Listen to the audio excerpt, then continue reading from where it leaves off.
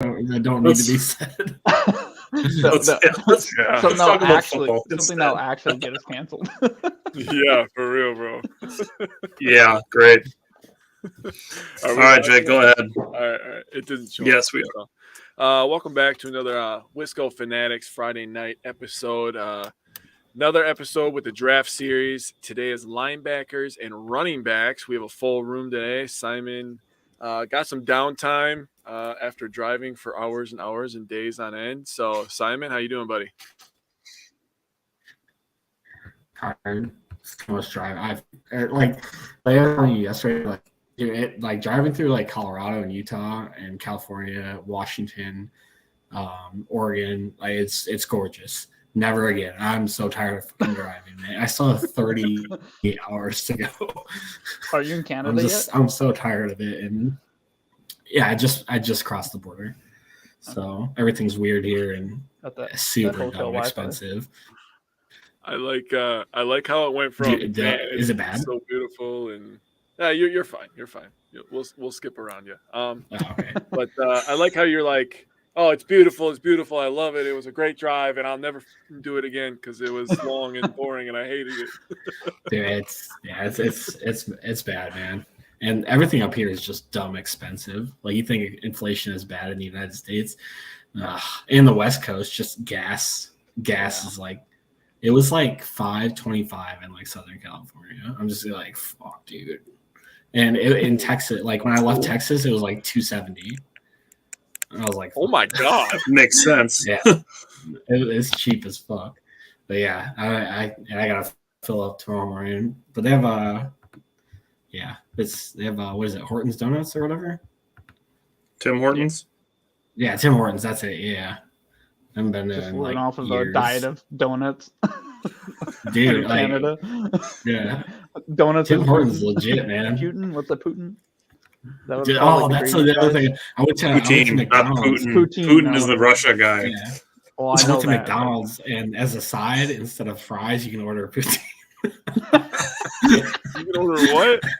You can order poutine as like a side instead of like regular fries. Jake, what do you think poutine is? I don't know what that is, but it's it's just like gravy on top of fries, dude. It's like a Canadian. I wanted him to guess because he looked very confused. I was like, I thought that was like a thing in Wisconsin too. No, we are not Little Canada in the United States. No, I'll tell you this. Dude, I'm telling you, that's a thing. I'm not a big cheese guy, and I'm not a big beer drinking guy. So like, I'm weird here. I don't know why. I forgot to. Were we gonna? Do you have beer, Jake? I forgot. We owe Wisco Ball guy a David Gruber challenge. I might have one up in the fridge, and if you want me to go up there and look, that's up to you. Otherwise, we can do it Wednesday. We just keep putting it off. We owe him one eventually. Brian knew exactly where we're bringing. Dude, I'm not kidding, dude. Immediately he said that, I was like, hold on. He's like, I'm going to Canada, bro. So, hell yeah. Hey. They eat that shit for breakfast? I love Canada. Let's do this thing. I heard Jake wants to go to BYU. Yeah, okay. Yeah, I heard the rumors about that place. I heard they have crazy earthquakes. Yeah. Well, you're soaking in the hot tub. Yeah, that too. What's up, Greg? So the topics today are going to be linebackers and running backs, but we are going to start the show. We promised Scott on Wednesday that we would start the show with answering his question. He asked what we think the compensation is going to be for Aaron Rodgers in a trade. So, Simon, you're back, so we're going to put you in the hot seat first. What do you think the Aaron Rodgers trade compensation is going to end up being? So, what was it, like a month and a half ago or whatever, when we did a show and we were talking about like initially what teams we thought Rodgers would go to and what the compensation would look like. And like I kind of alluded to the fact that I think a lot of Packers fans might be disappointed based on what I was seeing from the fan base. And there's going to be like not a lot of happy people. It's looking like it's going to be somewhere between like 2 second rounds or so. And I think that's like more than fair at this point. Like after Rodgers came out of his darkness retreat or whatever, and he was like, I was thinking like 90-10, I was going to retire. Like that doesn't bode well for the Jets as far as him playing another year. Like it's almost like a foregone conclusion at this point that he's going to only play one more year, more or less. I mean, you could probably, yeah, it'd be hard. You could probably assume that. So what was there was like a month ago, it was like trade or swap 13-15 and take their 2 seconds this year. I think that's fair. And now we're kind of hearing that maybe it'll be like 2 seconds and the Packers give something in like 2025 or something, like a late round, like a 5th round pick. And next year's second would be like conditional on how the Jets perform next year. Yeah. Or I don't know. I think it'll be something like that. Like it'll be like a second this year and like maybe a second or third next year, conditional on if they go to the playoffs or make the Super Bowl or whatever have you. I think that makes sense just based on Rodgers probably not playing another season. Brian, what do you think? A peace of mind. Just ready for it to be done with, to be honest. I think if we get both their seconds this year and that pick swap, I'd be absolutely ecstatic at this point. I do think Simon's right where we're seeing in like it might be a second this year and a second next year, and they can escalate to a first. I don't want that, honestly. I want it all this year if we can get it done. I would rather take the 2 seconds this year than the second this year and potential first next year. If you're really asking me, because I like a lot of what we're seeing that value kind of in the early to mid second round of this year in the draft. So at this point, I wouldn't be surprised if it was just the pick swap end at 1 second. Like it's so much in the air right now. Obviously it's everyone just guessing, but at this point, I just wanted to be done. I'm sick of hearing about it. Like I can't watch, like get up in the morning without Greeny losing his mind about it. So I just want it to be done. I want it to be done so we can start doing mock drafts, like because we have a mock draft show coming up in not too far down the road, and I want to be able to have an idea of what we might have.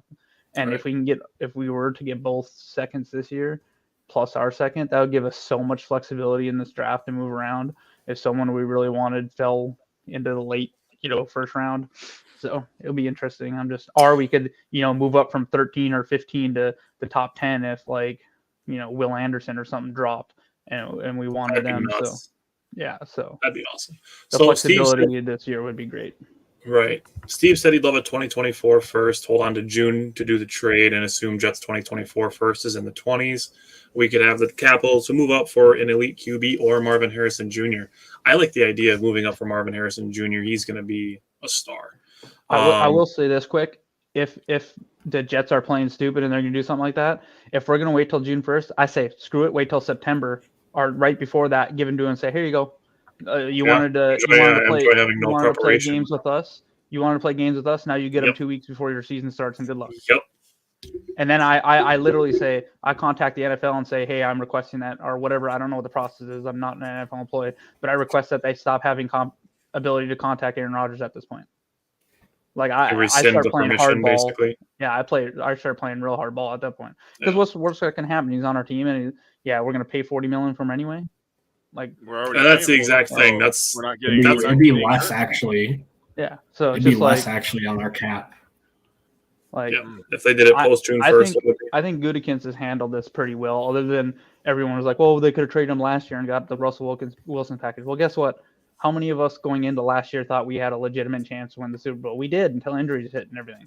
So that's what everyone wants to forget about that because hindsight's 2020. But in reality, we wanted a chance to win the Super Bowl last year, and yes, we could have traded him. But now, if the Jets don't want to, it's not like if they're really just asking for the 2 seconds, people have paid a second and a third for like Von Miller for like half a season and stuff like that. Or you know what I mean? So I don't think it's crazy to request that. Yeah, to hold out too. Greg, I appreciate you tagging people in here and appreciating our breakdown. It makes us feel good about the work that we put into it. So I appreciate you helping us out by sharing that with us, with others. Steve said next year's draft is apparently better, more elite players. Hey, one way to find out. And regardless of which draft, whether it's this year or next year, for me, what the Packers end up doing for moving down from a first to multiple seconds to a second this year and a second next year that's conditional first if he plays in 2024. To me, I'm willing to take less compensation if the Jets are willing to take more salary. Because if the Packers can get more salary to the Jets, they can extend Rashawn Gary and Kenny Clark now, front load those contracts, and then spread them out farther and have those guys having smaller cap hits in the future and could potentially avoid having them be cap casualties in the future. So we could avoid having a potential Aaron Jones situation like we're going to have in 2024. We can avoid that with Kenny Clark and Rashawn Gary. So for me, the compensation is honestly almost less important than where the salaries are going to go. If the Jets think they're going to stick us with 2 seconds and they want, a third rounder back if he retires, and the Packers are keeping salary, then I'm with Bryant on playing hardball and just waiting to see if somebody gets hurt during training camp and, trade into Baltimore after they move Lamar Jackson to the Titans. Yeah, exactly. And I didn't share that on the show, but I shared it as a joke in our chat, like that I tweeted to Greeny or whatever just to try to get him more. He never responded, of course. Probably got the million tweets. But the longer they wait and we move into off-season workouts and everything, the higher the chance someone gets hurt. Like take a team, like what's a good Miami, for example. If Tua got hurt again, they're like, hey, we need a quarterback for 1 year. So let's jump in on this Aaron Rodgers deal. Yeah. That's one quarterback that helped us win a Super Bowl ready team. There's a couple of them out there that like, hey, if this quarterback gets hurt and they need a 1 year quarterback, guess what? They might jump in on that. And all of a sudden the Jets are in no man land and they're going from, first, second, probably possibly first in that division to out of the playoffs real quick if they don't get Aaron Rodgers. See, Greg said, I agree this draft is deep for mid talent at certain positions, but I only see one blue chip prospect this year in Will Anderson. We're going to talk about linebackers and running backs today. I think there's actually a lot of value, and I'm really excited that we're going to stream not only the first round, but we're going to stream during the second and third round. I think that is going to be more fun than the first round, honestly. I think that second and third round, there's going to be a lot of good picks in there, especially if the Packers have some extra ones. Sam said to move up and draft Stetson Bennett from Georgia and get the wide receiver from Ohio State. I mean, I'm not opposed to it. Greg said he can be had on day 3 from scouting reports I've watched, maybe day 2 if a team reaches. And I don't think the Packers will probably do. Yeah, we're probably going to do quarterbacks as either a graphic or maybe we'll just run through them really quick before we do the live mock drafts on April 21st. But Jake, is there anything else you wanted to say on the Aaron Rodgers compensation front before we get into linebackers? Well, it just sounds like the Packers have moved off to pick 13. That was the latest report. So they really want a player, and I think that player is Jermaine Johnson. That's what all the reports are. So if they give us a second this year, Jermaine Johnson, they throw us a second next year, I'm not going to lie, that's a pretty fair deal. I think I'd take that. Jermaine Johnson was a solid. I don't think the Jets would do that. I think that's they don't want to. Their first round pick from last year. Yeah, they won't do that. That's too much. They don't want to. Right? If they do it, fuck yeah, I'm down. But they also don't want to trade that 13th overall pick this year. So I mean, do you want the quarterback or not? Is kind of what the question becomes. So to me, here's the thing. There's got to be give and take. Oh, sorry. No, go ahead. So people don't think like the Packers have any leverage, and if you start thinking about their general manager and I forget his name, and one of you guys can say it. Joe Douglas. And yeah, thank you. And Robert Saleh, they could be on the hot seat like badly, and people like to forget about that when it comes to like leverage and stuff. If they don't get this deal done, I think they're gone. How do you? New York fans are not forgiving. That put all their chips. The Jets, that put all their chips in on Aaron Rodgers. The Jets have the longest playoff drought. Fails due to their inability. Yep. Yeah, their inability to put a team. Like how do you not? How do you? Yeah, I don't know. I just think people. I think the Jets' playoff drought is the longest in all the 4 major sports now. It is now. Now that the Kings clinched. Yeah. So is it really? Like yes. Now that the Kings clinched the spot, it is 13 years. Even in baseball. Yep. Think about this. People always joke about the Packers, like, "Oh, you haven't won a Super Bowl since 2010." How about not making the fucking playoffs since then? Yeah. Think about that. That's fucking wild. Even the Lions made the playoffs since then. Steve I'm said thinking of, if like, we get poverty 42 and 43. franchises. Yeah, there's some bad ones out there. Steve said if we get 42 and 43, it's more bites from the apple. We talked about the 42 and 43 last Friday. That basically, based on the draft value charts, adds up to about the 19th pick in the first round. So that's about the value of it. So like we would take those two. As for Steve, he also said imagine an 0-3 Jets start with Zach Wilson. That would not bode well for the Jets. Yeah.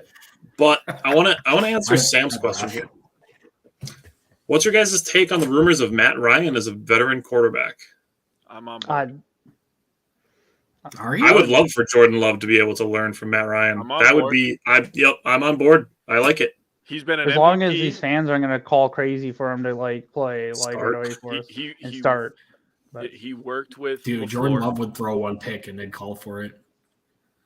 Even though Matt Ryan's been trashed the last couple of years, yeah, and is a dome type player. He still got up here. Exactly. He still and the experience, and he could show him how to read the defense after Jordan Love comes off the field. Maybe he has 2 bad throws in a row, or he makes a bad read like that he could teach him in those moments, and that's why I would love that, honestly. I think for Matt I like Ryan that idea a lot, actually. I think for Matt Ryan to take something like that, he's probably looking at hey, where can I go to where I can get essentially coaching experience, right, and sit behind a player, because he's not he wouldn't be coming here to try to win a Super Bowl. Now, granted, you never know what could happen, but right.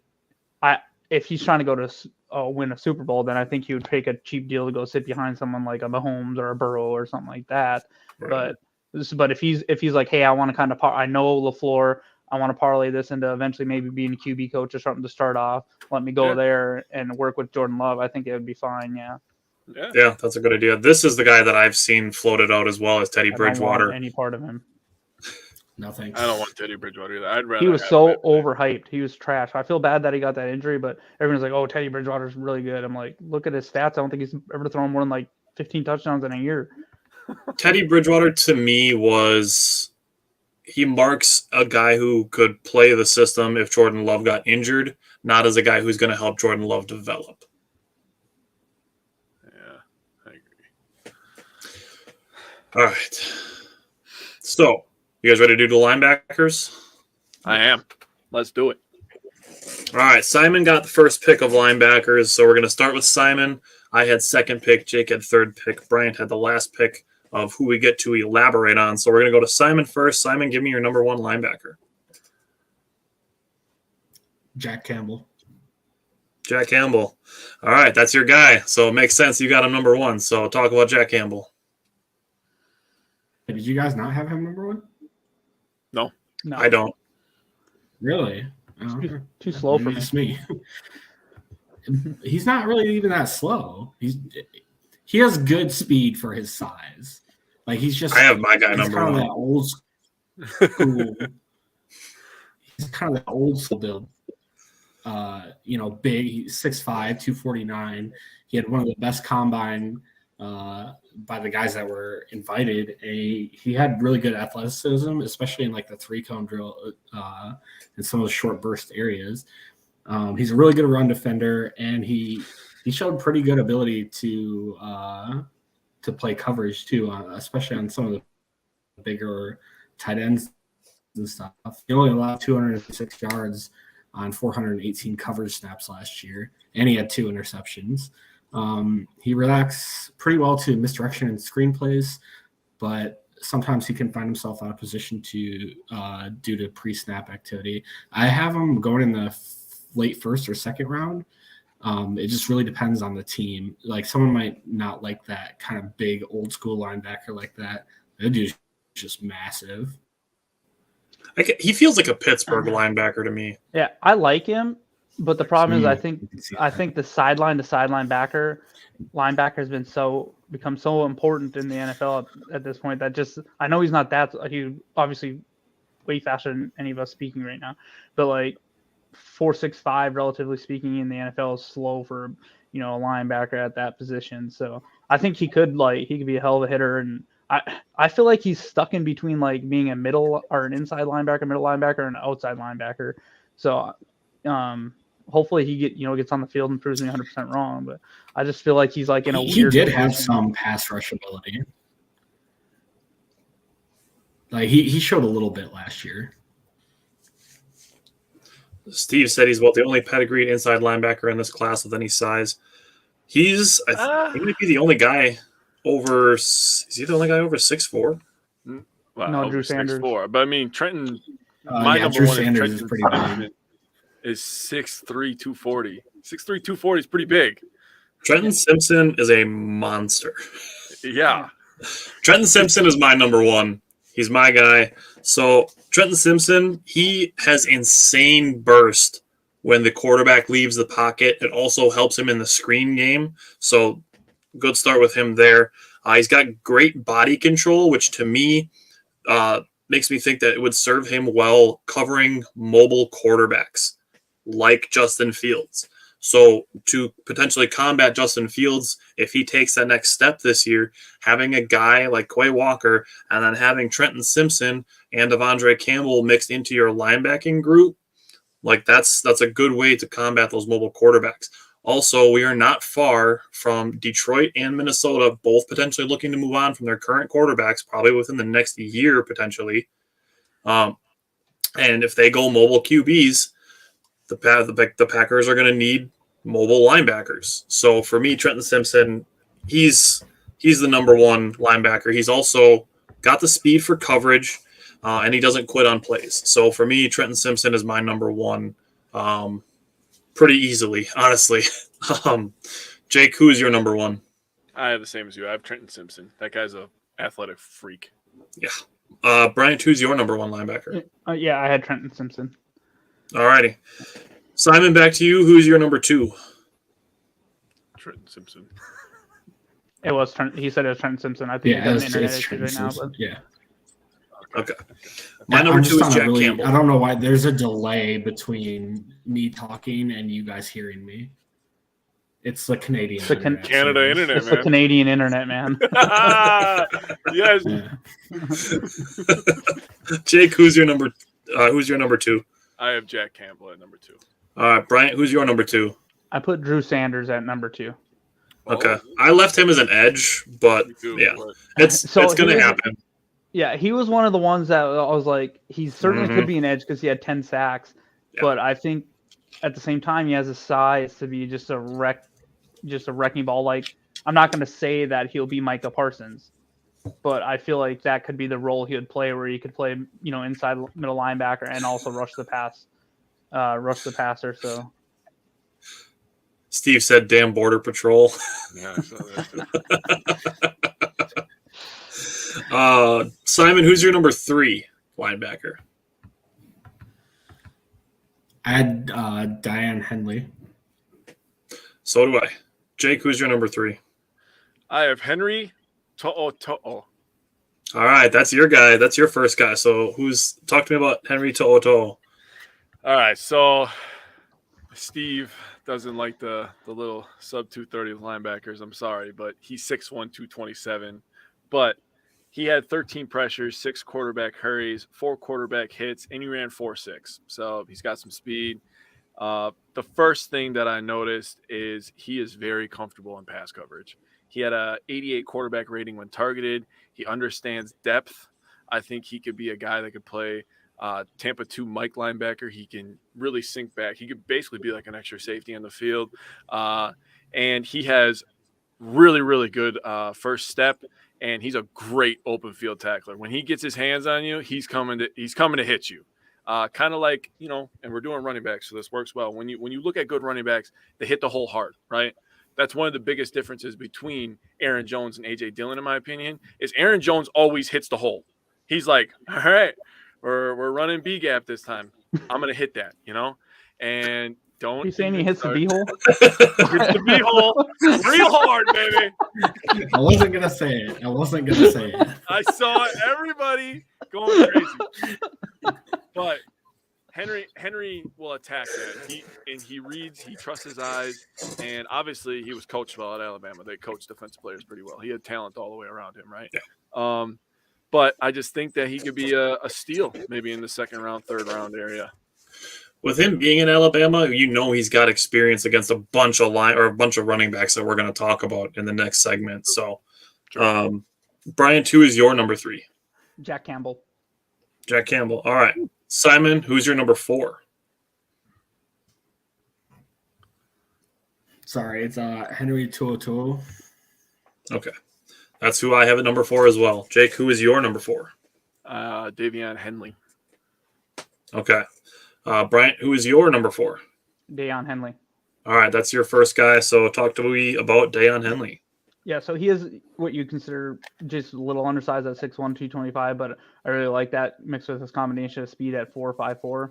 So overall, he really possesses good agility and speed to go along with his strong tackling skills. He doesn't miss tackles very often. He rarely doesn't wrap up. You love to see that. So basically, this is what I was talking about. He can be viewed as a sideline-to-sideline player because he does have good coverage ability on the running backs as well, and he's good on wide receivers in the intermediate route. Obviously, you don't want him covering him down the field, but so he probably will struggle a little bit with tight ends at his size, but he's been shown to be a physical player, so he has some pass rushing ability. He has the potential to immediately start, in my opinion, and be an elite special teams player. So you know how much we love our special teamers right now, and that's where it's like literally all of our free agency. Exactly, and this is where I'm talking about. Like, obviously, we're not going to draft a linebacker early, but if we randomly had 3 mid-second round picks, and it would be like a luxury pick at that point for someone to, eventually take over for Campbell and work with Quay. So the biggest knockout for him essentially is that he's 24 coming out of college. He's only played linebacker for like the last 3 years, so his instincts aren't quite there right now. He's more of an active player than an instinctive player. So I think obviously that's going to come with tape review, NFL coaching, and everything like that. So just him like trying to, instead of acting on instincts and just going for it, can get him in trouble from time to time. But overall, I like him a lot. Steve, we're going to get to Dorian Williams. Simon has him, but I like him a lot. That's definitely a good pick by Simon for his second linebacker. But Simon, who is your number 5 linebacker? DeMarvion Overshown. That's a good one too. I like him a lot, actually. I like him a lot. My number 5 is Noah Sewell. That's one of my guys. Noah Sewell, he's a guy I've seen ranked anywhere from like number 3 all the way down to like number 13. That's kind of why I have him a little bit in the middle, but he's 6'1", 246. Like, he's a truck of a dude. But he has a 904 RAS score. It's something the Packers do put stock into. That's what they've spent a lot of their picks on. To me, I've seen people question his ability to mirror counter moves by guys in space, but I saw that he was a smooth mover to adjust a change of directions by offensive players. Maybe not if he's out against a shifty slot wide receiver, but as far as running backs and quarterbacks, to me, he did seem like a smooth mover who can adjust to those quick cuts. He absolutely gets up at the quarterback. To me, he's a guy who could line up an inside linebacker or outside linebacker. He knocked a bunch of passes down as a linebacker. He's a very sure tackler. He's got good pursuit. And he's another linebacker that's faced a bunch of running backs that we're going to talk about in our next segment. The only thing with Noah Sewell is he is not a coverage backer. That's why he's in the linebacker section and not the edge section. He's not going to be covering tight ends. He's going to be around the line of scrimmage if Noah Sewell is taken. So he could have probably been lower than 5, and I would have been okay with it. But his prowess around the line of scrimmage makes me like him a lot. So, Jake, who is your number 5? I have Sewell as well. All right. Bryant, who is your number 5? Henry To'oTo'o. All right. Simon, who's your number 6? I got Noah Sewell. Okay. Number 6 is where I have Yasir Abdullah. He's a guy who probably could be listed as an edge rusher because this dude is an insane pass rusher. Absolutely insane. This is over the last 2 seasons for Yasir Abdullah. 32 tackles for loss and 27 sacks. That's pretty good. He had a 947 RAS score. To me, he would actually be a really good backup for Quay Walker. So that's why I like Yasir Abdullah. He's another 6'1", 237. So he's got a little bit of weight to him, but still a little bit of a shorter linebacker. Jake, who's your number 6? Mr. Overshown. He's a good one. That's definitely a good one. Bryant, who is your number 6? Sewell. No Sewell. All right. Bryant. No, sorry, not Bryant. Simon, who is your number 7? I got Dorian Williams. Me too. That's your guy. So talk about Dorian Williams. Definitely a good one. I feel like we're on the same wavelength over here. You I cheating like notes, it. huh? Well, I mean, you sent me Alright, so- both of your notes from the last 2 shows, so I know what you're thinking. True. So Dorian Williams, 6'1", 228, very, very good zone defender in coverage. He'll definitely make quarterbacks, think twice before throwing in his area. And he has an 80-inch wingspan. Like this dude got those long ass arms. Very good sideline to sideline player. The only, I guess, kind of knack on him that I had is he's a little smaller, so he could have problems working around blocks and stuff. I could probably see him going in the 3rd or 4th round. Yeah, Dorian Williams, definitely a fan of his, as well as DeMarvion Overshown. He probably could have ranked higher on my list, but my number 7 is also Dorian Williams. Jake, who is your number 7?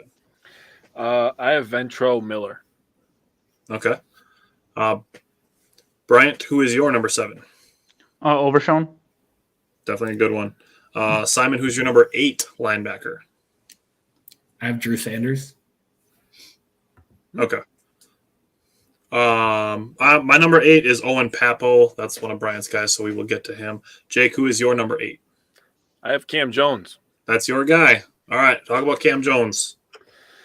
So I had to have Cam Jones on here because I think he's a little underrated.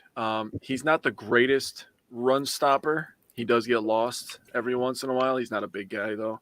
But he played in the Big Ten, so he understands the physicality aspect of football, right? But he was tremendous in coverage, and he's a little bit of a ball hawk. Good linebackers are always around the football. Good defensive players, I'll say, are always around the football. And he just always finds a way to be around the football, either intercepting it or forcing a fumble. There was one really impressive fumble he forced first. I believe it was Maryland. The guy was stumbling, falling to the ground. And he just pinpointed that ball and punched it out right as the guy was falling to the ground. I was like, holy shit, that was impressive. So to me, he seems like a playmaker. He's sideline to sideline, even though Brian thinks that every linebacker sideline to sideline now. But I said that linebackers.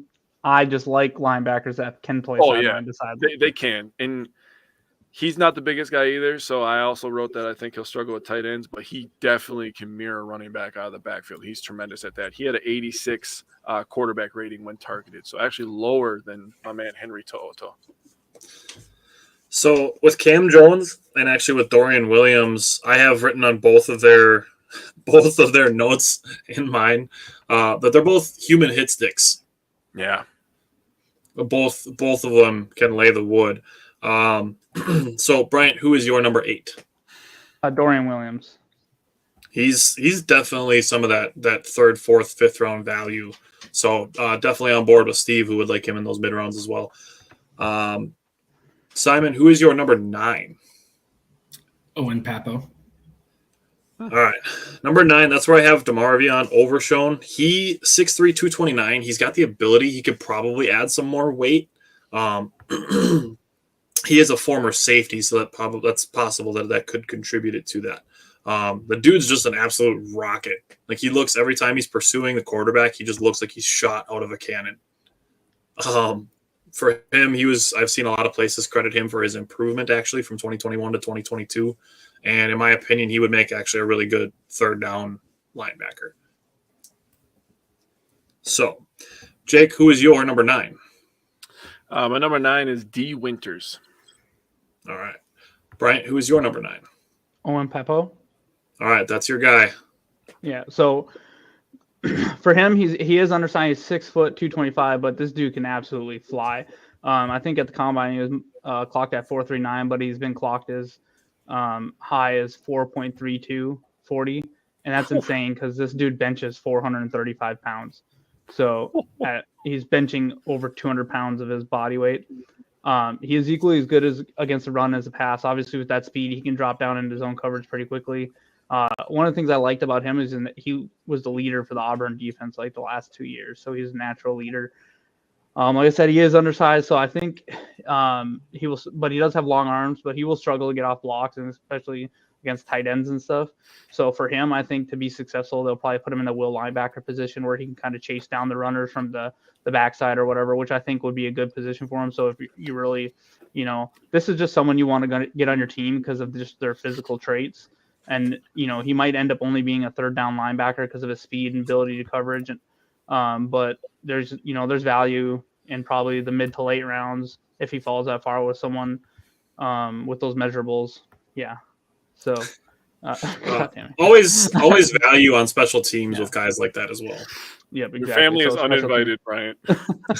So yeah, I think if if we were to take him, we would be taking him as someone that we're going to use probably in the third down roles as a will linebacker and then put on special teams that way because he's a monster. But I mean, he'd basically be taking like the Chris Barnes, Kamal Martin role of the past, Oren Burks, guys like that, basically that type of role.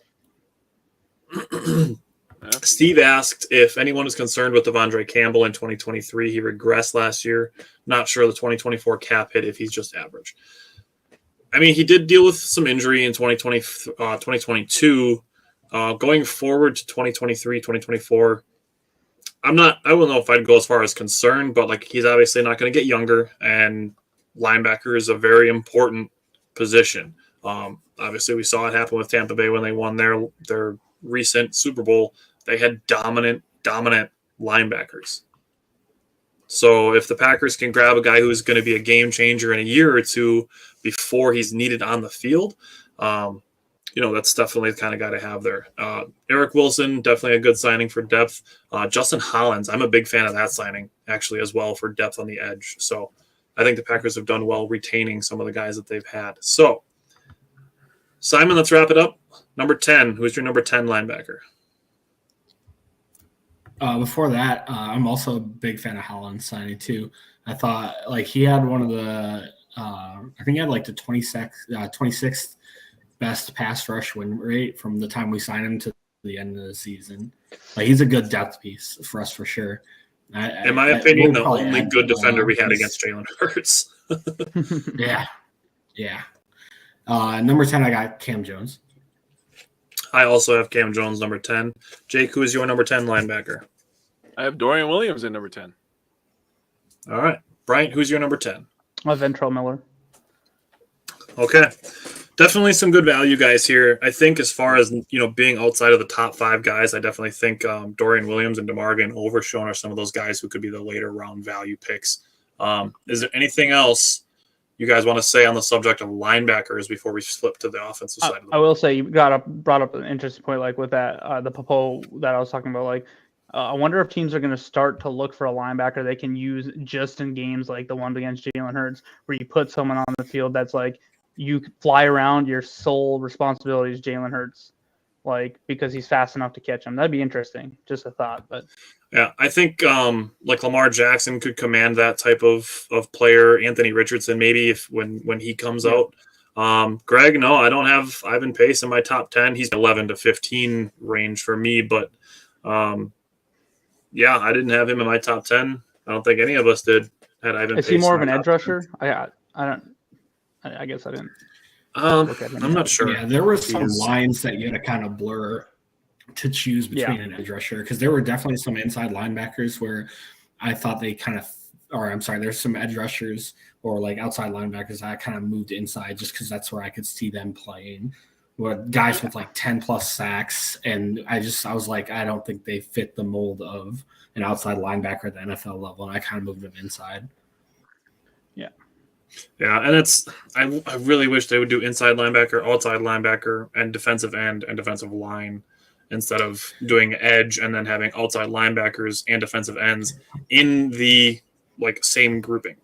So it's kind of tough. There's a couple sites that do it too. Right, and it's tough because like guards, centers, tackles, that all blurs together too. Yeah. But it happens. Greg, if you like draft guides, you should definitely subscribe to The Athletic. The Beast draft guide that Dane Brugler does is fantastic. Yeah. I just wish it came out a month earlier than it does. She's had TV does a good draft guide too. Brian and I bought Yep. it the last couple of years. It's pretty solid. Yeah. And it's not just like focused on what the Packers needs or anything. They cover everyone. It's really good draft guide. So I think Sports Illustrated, out of like grabbing, like looking at sources to kind of gather like get a sense of where guys are ranked. I think Sports Illustrated is actually one that I'm more in tune with, I think, as well. So for what it's worth, Steve, The Athletic is definitely worth the subscription, especially if you can get it on a deal where you can get it for like $1 a month. They do deals all the time. So The Athletic is definitely worth it. There's definitely like Matt Schneidman is a good writer for the Packers. Eric Name is a fantastic writer for the Bucks. He's got great stuff for the Bucks if you're interested in reading that as well. The Athletic is definitely a very, very good subscription to have. All right, you guys ready to go to running backs? Yeah. All right. Flip over a couple pages. All right, Simon, back to you. I can tell you I'm actually 100% positive we all have the same guy, number one, and that is Simon's guy. So, Simon, who is the number one running back in this class? Yeah. Like we were talking about earlier, I think we kind of all were trying to avoid one guy because we all know the answer. He's, but I mean, how can you not talk about this guy? Bijan Robinson, 5'11", 215. He's easily the best running back in this draft. A great blend of size, speed, and power. Very aggressive, and he always fights for extra yardage. Dude had 1,071 yards after contact last year, and he had 104 missed tackles forced, which is the most by. So I took all of these stats off of PFF. The 104 missed tackles forced was like the most they've ever had in one season by any running back that since they started doing that for college players. He's gonna be a fucking star. Yeah, he's a monster. I think the lack of overall yardage production doesn't exactly tell how good this guy is, if that makes sense. Like I think Texas's offensive line sucked a little bit last year, if I'm being honest. Yeah, they weren't helpful either. But like you see all these running backs come out with like 2,000 some yards or whatever. But I mean, this guy he's a beast. Yeah, he's what you'd probably consider a generational talent at the running back. That's fair. I think the only knock I really had on him is he had 6 fumbles, and that's pretty much the only like negative thing I could say about him. For anybody who wants to know, if you want to know in one play, like what Bijan Robinson is capable of, go watch, look up Bijan Robinson, Bijan Robinson versus Kansas. He has a play where he runs and he changes his speed, like he slams on the brakes, turns, and is just gone. Like the change of speed on that play is just absolute. It's mind blowing. It literally is. I think it'll be interesting to see where he goes, especially with how Detroit. the NFL. Yeah, not Detroit. I think With he's how going the to drop a NFL little bit, and someone's going to get. backs. Yeah, I think someone's going to get crazy value on it. See, and I just read this comment by Steve. Like, it's so interesting. I don't think Green Bay has, like, for that first, they can go so many places for that first round. And that's why I was really wishing they would get the 13 as well, too, because the amount of flexibility it give us. I would be really surprised to see him come to Green Bay with us having Dylan and Aaron Jones there, who we just restructured. So he probably wouldn't, that type of player, you need to get on the field right away, and who are you benching, really, unless you're going to, unless you do a 3-head, backfield. But now if we traded down into like the 25th position for whatever reason, because the value was there and he was still sitting on the board and we had him too high, sure. I mean, I would be ecstatic if he for some reason fell to 15. It would be insane. To me, I have an idea for if the Packers do decide to move on from both Jones and Dillon. But that's in the teens players that I have I this could see- idea, so I'm going to hold on to that. I But think- for me, I also have Bijan Robinson number 1. He's a 981 RAS, so definitely that combination of size and speed. Jake, you're number 1, Bijan. Yeah. I Right. think the best running back prospect since Saquon, in my opinion. I'm with that. Bryant, yours as well. Yeah. Exactly, and one place I wouldn't be shocked to see him go unless they sign someone. And I'm drawing a blank. But what about the Philadelphia Eagles or something like that? Right, That's they're what sitting Greg at said. 9, so. Greg said he's a Oh, did he match say made in that? heaven for Philly. Oh, I didn't even Well, see they that. just I got rid literally of just Miles seen that. Sanders, Yeah. so it makes Yeah, sense. so, yeah. Greg said, "Good call, Jake," on the Saquon comment. Not that Jonathan Taylor was a slouch, right, Tyler? But he wasn't as highly touted coming out of college. Oh, the He Eagles should have just been. signed Rashad Penny. That was who they signed. I forgot about him. Oh, Yeah, okay. he'll play 4 games. No, I was just I gonna mean, say I'm not his saying that health will that's be going to be the answer or anything, but I was trying to think of who they signed. Yeah.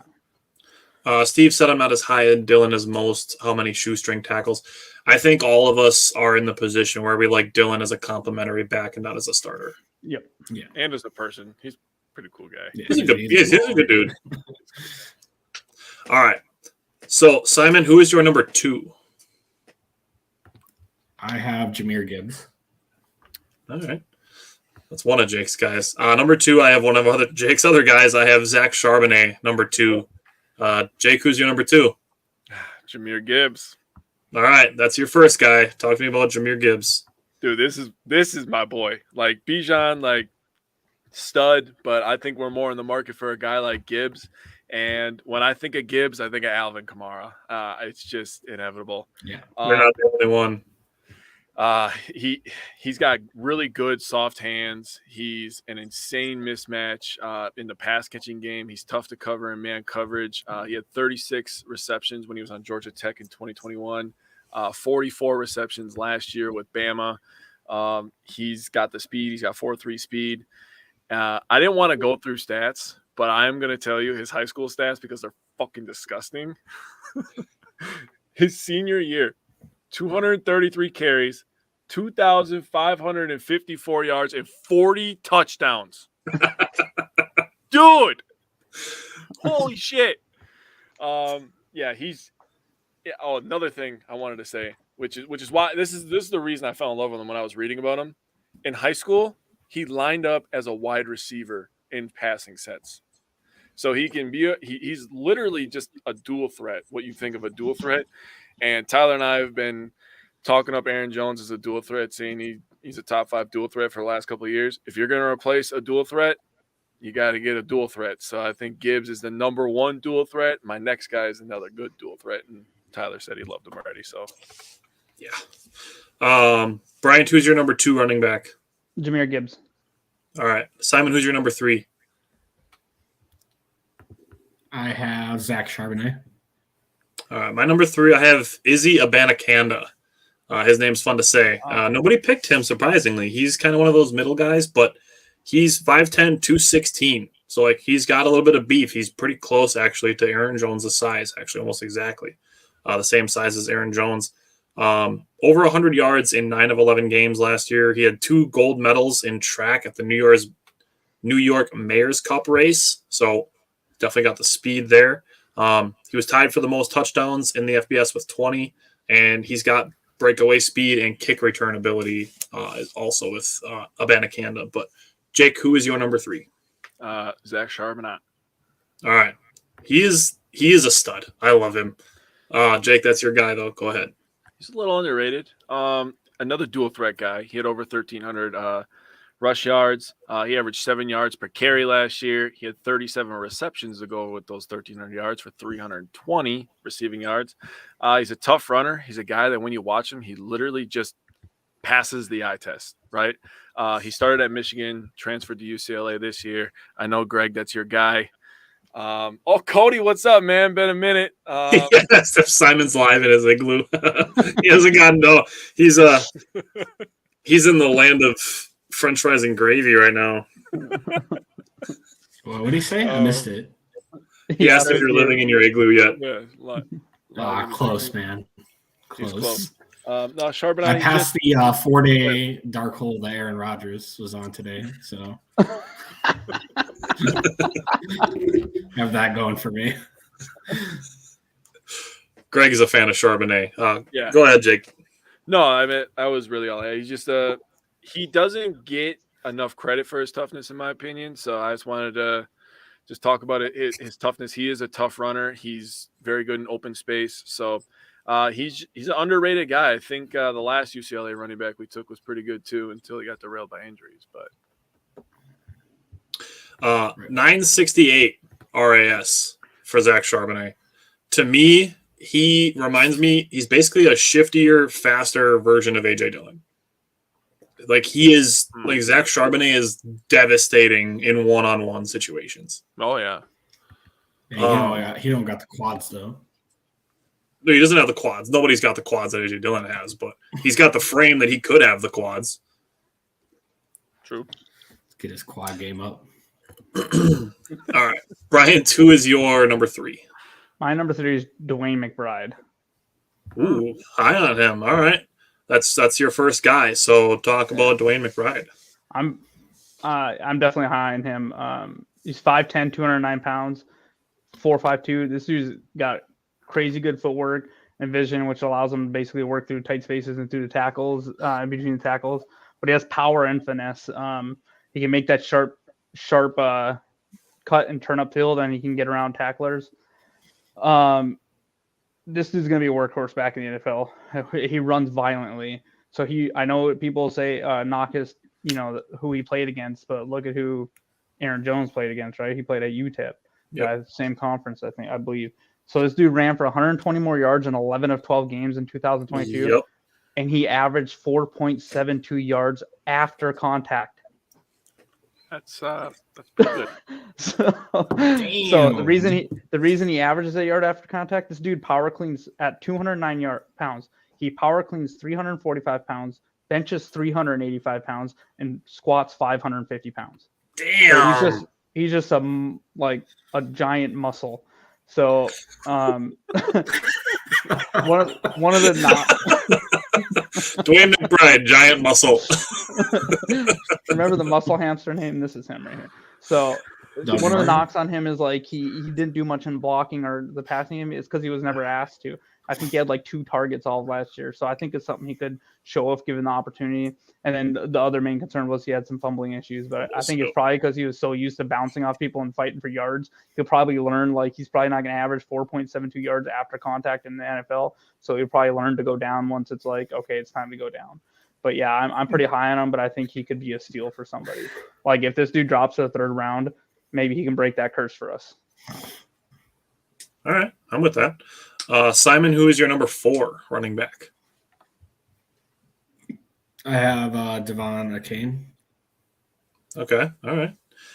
That's my guy. I'll get to him. My number 4, that's where I have Jahmyr Gibbs. Just a little bit lower on him. But, Jake, to your point, Emory Hunt called him a more explosive Alvin Kamara. See, when I was watching him, I was like, this is Alvin Kamara, dude. And Rick Spielman basically called him CMC. Wow. Dude, imagine that in the LaFleur offense, dude. I'll pick CMC. And those 2 are the only 2 guys, as far as dual threats go, that I put above Aaron Jones in the NFL, as far as dual threats go specifically. So, Jake, who is your number 4? Me and Simon have the exact same list so far. Dude, All right. hell yeah. We will get there. All right, Bryant, who is your number 4? Zach Charbonnet. Okay. Ooh. Simon, who is your number 5?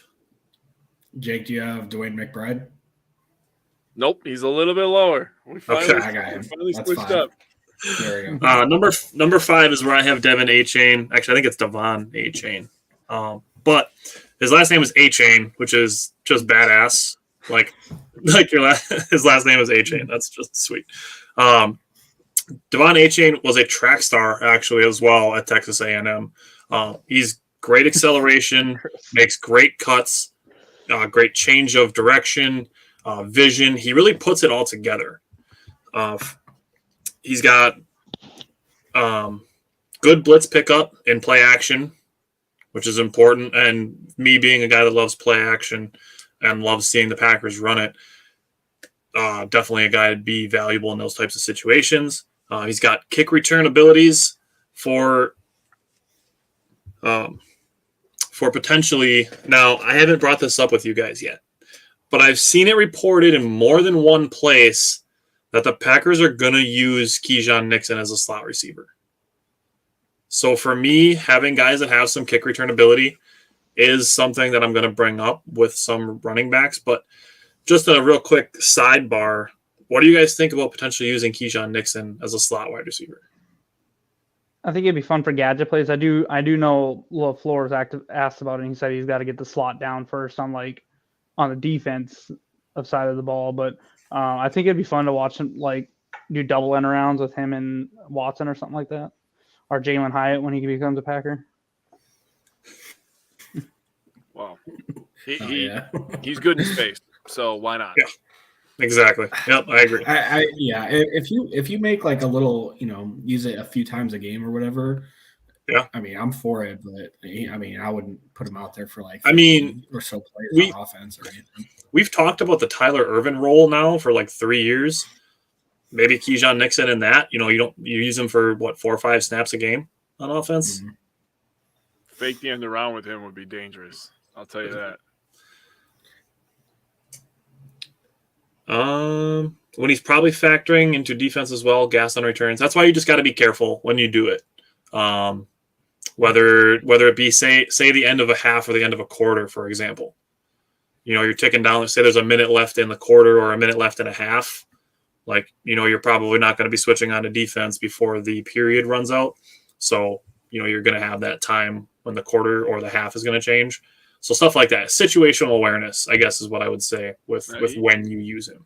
He's got that dog in him, man. I don't know. He's up for it. He's definitely a guy that doesn't fade away from a challenge. All right, Jake, who's your number 5? Tyjae Spears. Oh, good. Okay. Bryant, who's your number 5? Devon Achane. All right. Simon, who is your number 6? Kendre Miller. Ooh, high on him. I can't knock it because I'm high on my number 6 guy as well.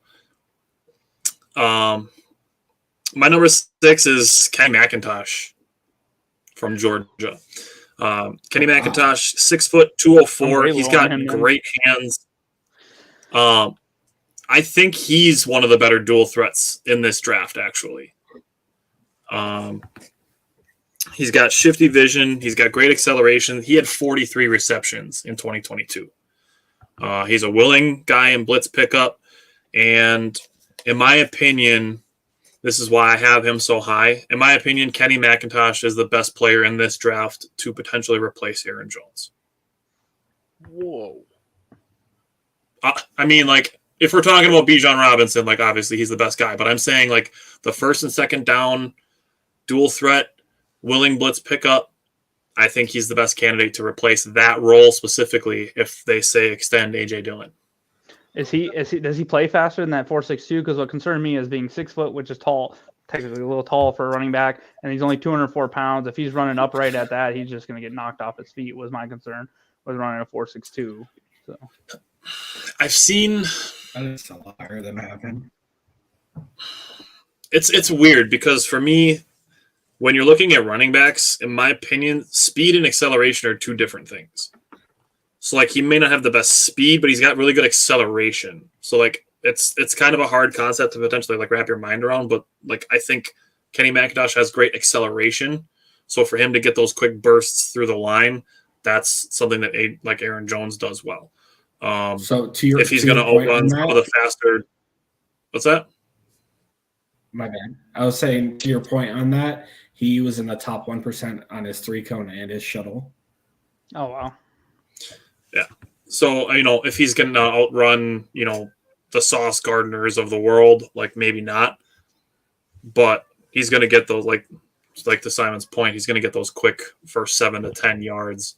And then, you're off to the races at that point. Steve brought up Aaron Jones ran 4.56. He's got the juice. Yeah, that's fair. Steve, as far as vacated snaps from Amos, it's going to bother some people, but they said they're probably going to be starting Darnell Savage at safety again. So that's where we're going with that. And the only other thing with potentially using Keyshawn Nixon on defense is going to be the health of Eric Stokes to start the season. So that's the other thing we'll have to keep an eye on there. True. Yeah, I was a little Right. surprised to see that Stokes might not be ready.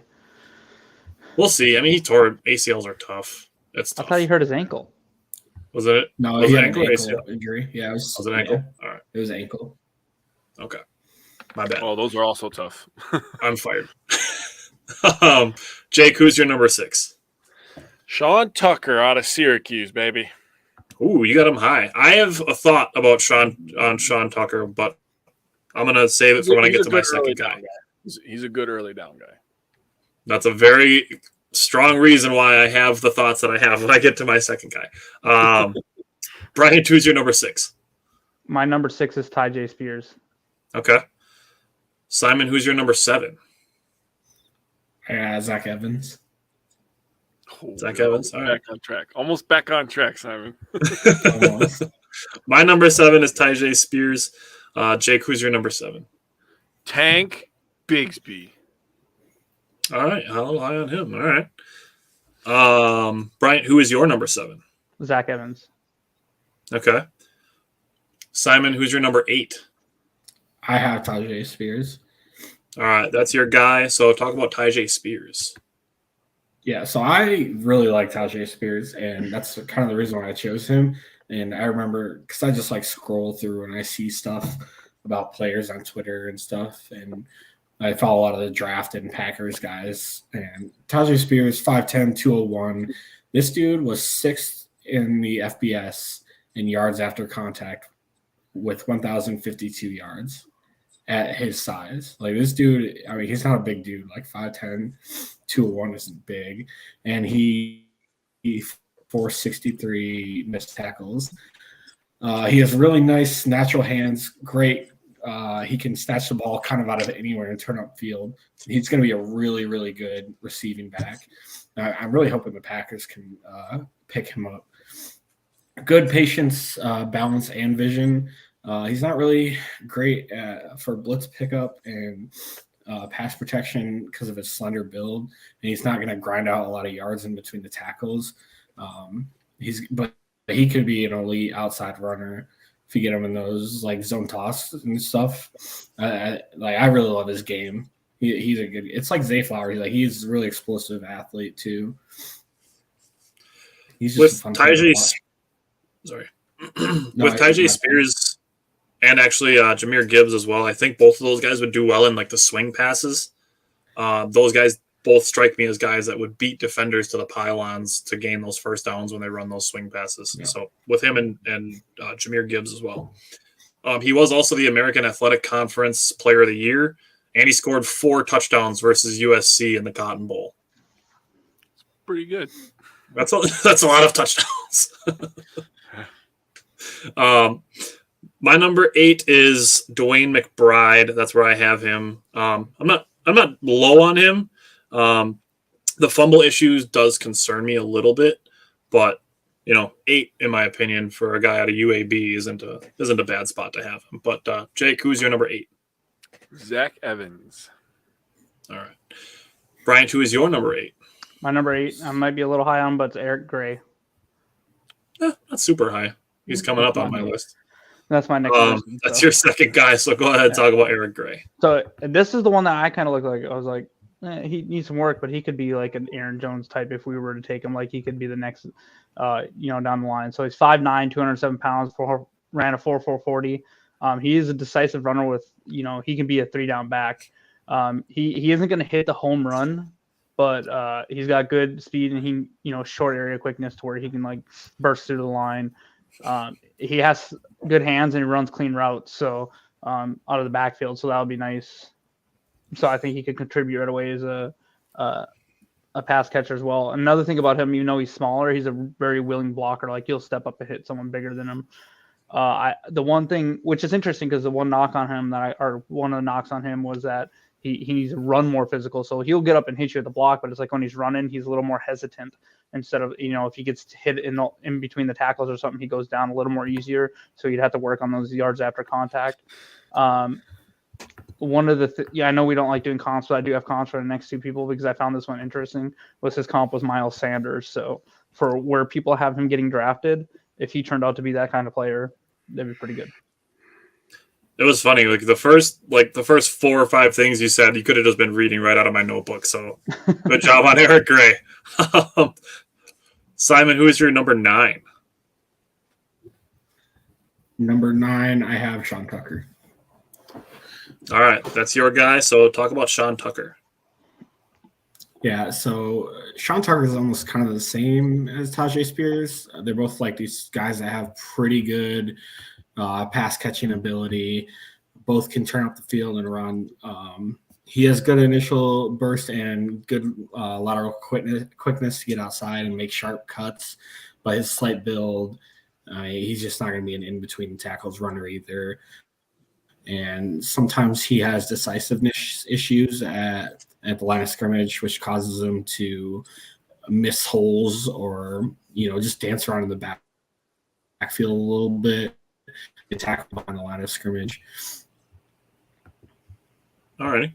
Number 9 is where I have Eric Gray. So you're not super high on him, Bryant. You're in a fair spot, I'd say. Jake, who's your number 9? Dwayne McBride. All right. Bryant, who is your number 9? Is he a Bandaconda? All right, I like it. Simon, who's your number 10? I didn't even have him. Okay. I had a number 3. I'm apparently way high on Abanikanda. I have Tank Bigsby. All right. He didn't make my list, so all right. My number 10, that's where I have Zach Evans. He's kind of a mix of Aaron Jones and AJ Dillon a little bit. I'm not sure if you guys feel the same way. Yeah, I like him. Yeah. All right. Jake, who is your number 10? I have Deuce Vaughn, baby. All right. That's your guy. He was too small for me to list. Me too. I like him, but he was too small. So the first thing I wrote down is he may Darren be Sproles. small in size, but he's not small in heart. I'll tell you that right now. Little Giants. All right. I like it. 2021, he had over 1,400 rush yards and 18 touchdowns and 49 receptions. 2022, he had over 1,500 rush yards and 42 receptions. So this guy is also a dual threat. He is tiny at 5'5", 170 pounds, but maybe, like they say with the tiny running backs, he can just hide behind the offensive line and find the hole. And if you have good blocking, maybe it happens. I'm not sure, but I think that. Why did we never put Nate Robinson in running back? I just think he's explosive in the open field. He can catch. He's not going to be in for passing, pass blocking situations. I wouldn't think.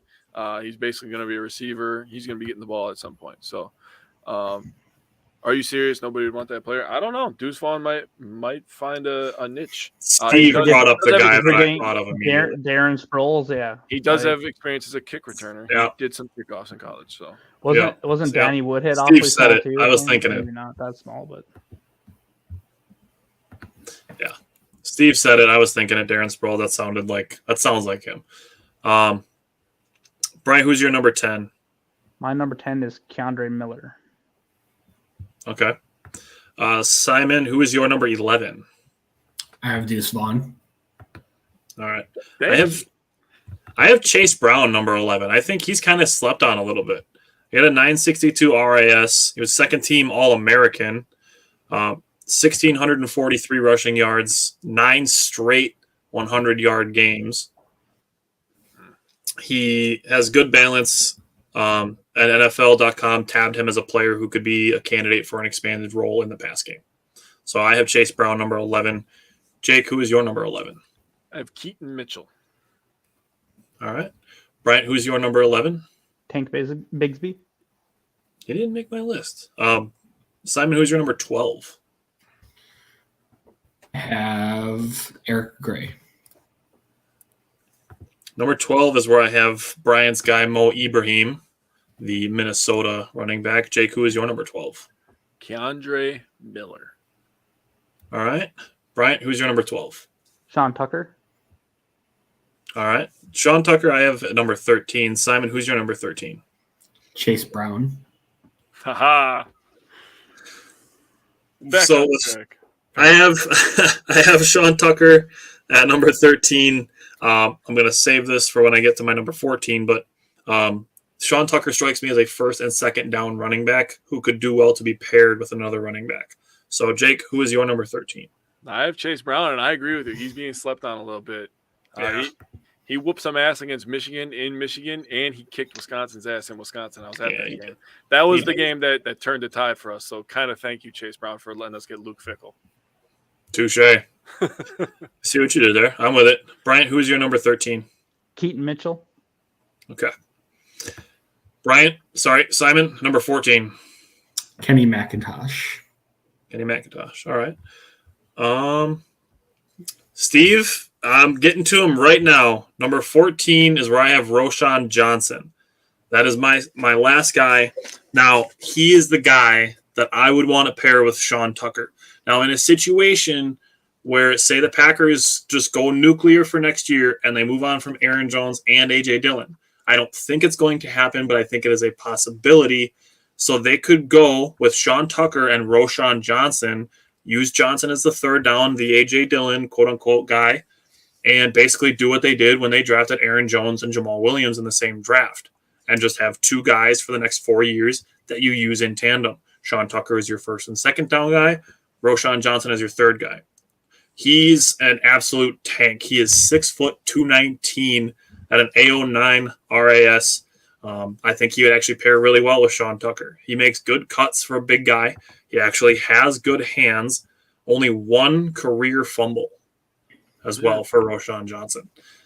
He is very A.J. Dillon-like, and I think I really like the idea of potentially pairing Sean Tucker and Roschon Johnson should the Packers have the idea at all of potentially moving on from both 28 and 33 next year.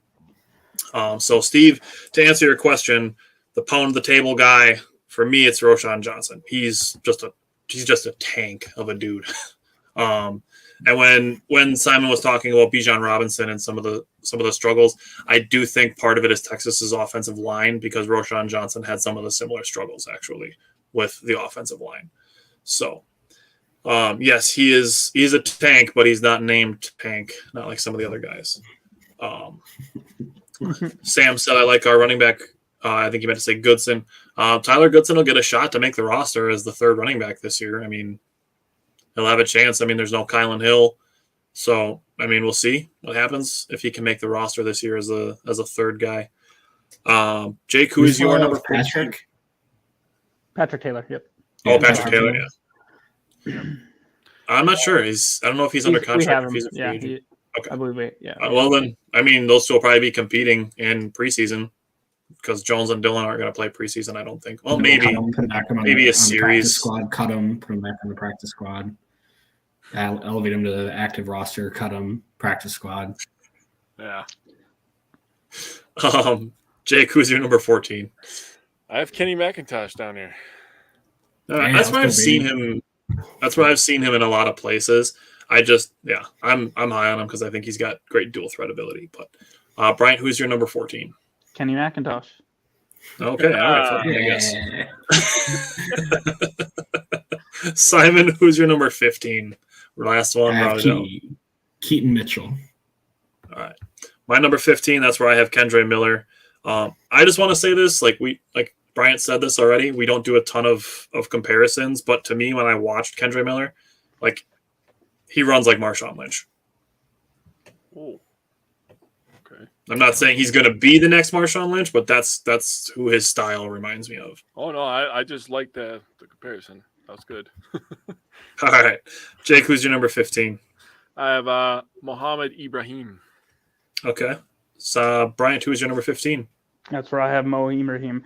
And, right, and I honestly, I could have put him higher, but the reason I wanted to pick this player is I can remember in 2021 I was sitting in a bar in North Dakota, just chilling with some people, and I remember the Ohio State and Minnesota game was on, and I remember watching Mo Ibrahim play, and I was like, who is this dude? So I went back and I looked at the stats, and that was the game he tore his Achilles towards the end of the game. He had 160 yards and 2 touchdowns against Ohio State, and Minnesota was given for a run for their money. Now, the crazy thing about this, I was like, okay, let me look into him more. I don't know how much you looked into his stats, Tyler.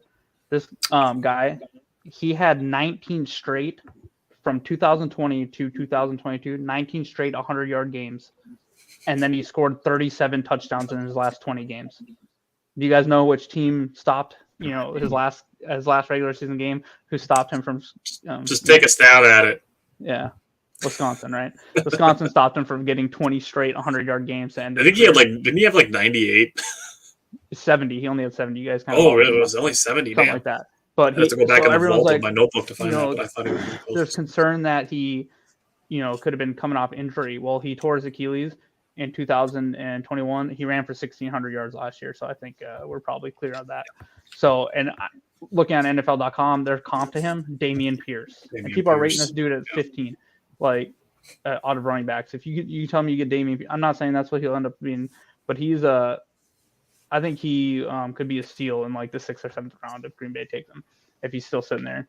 He's difficult to bring down one-on-one because he's elusive. He works in space, and he can use his offhand well to stiff arm and knock people's arms down and whatnot.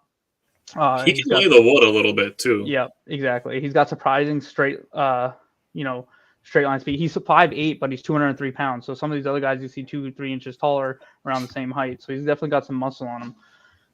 So he is a physical runner.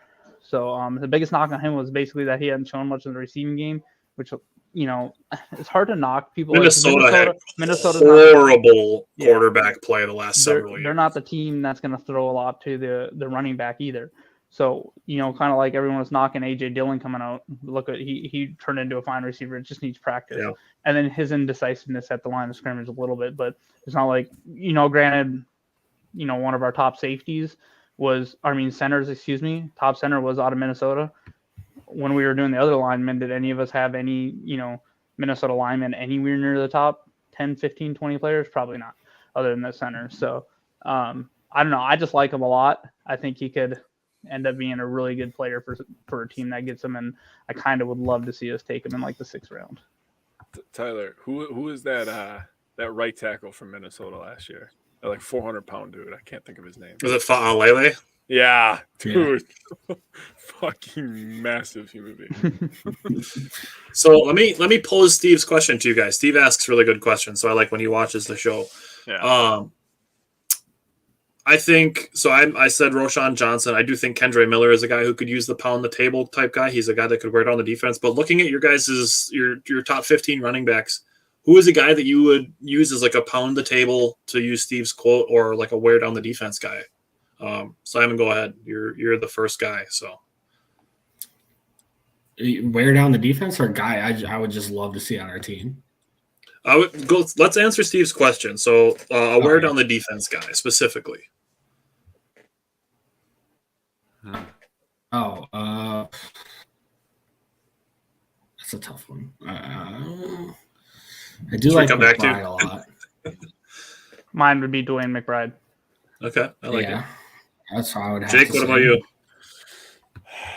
Is this a cop-out if I just say Bijan Robinson because he's the best in the draft, dude? No, I tried not to say that. He can do it all, right? He can wear you down between the tackles. He can go outside.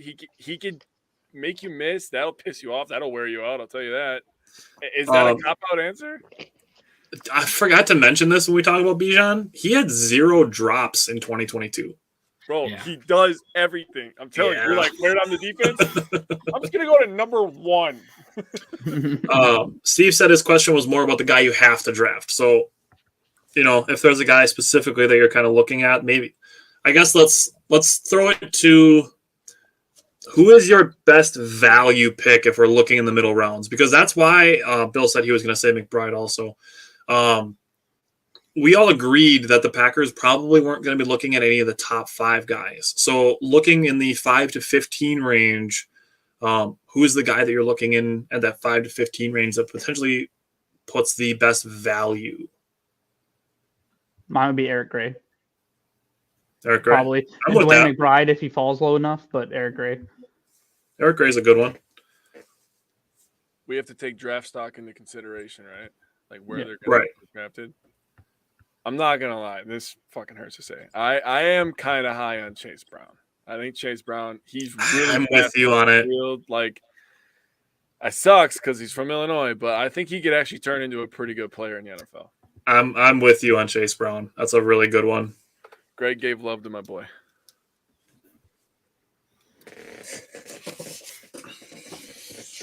Yeah, Greg said Deuce Vaughn, wicked little speedster. All right. We have tight ends next week, Cody. I was just gonna pull it up I'm to excited. for sure lay it out. What else we're doing with tight ends? That was my Safeties and tight ends. Yeah, that was my most excited episode because that's two of our biggest needs, and that's the one I'm going to be Yup. missing. That's one I'm going to be know. missing. I'm like, He's missing sorry. Steve said, given our running back strength, I'd only be upset if we passed a potential stud somewhere after round 5. I would say the third round for me is when I'm going to start maybe looking at if running someone backs. seriously good is draft dropping the there. wrong one Yeah, in the third round. yeah, we'll take someone like Deuce Vaughn in the third round. Hey, leave that man alone. I mean, Jake, would you take Chase Brown in the 5th or the 4th? Sorry, the 4th. Would you do Chase Brown in the 4th? I would take him in the 4th round. Yeah. I mean, LaFleur's talked about having 3 good running backs, right? So True. Chase Brown, he could turn into that third good running back. And like we've said before, when we drafted A.J. Dillon, there was contract issues that we were talking about with Right.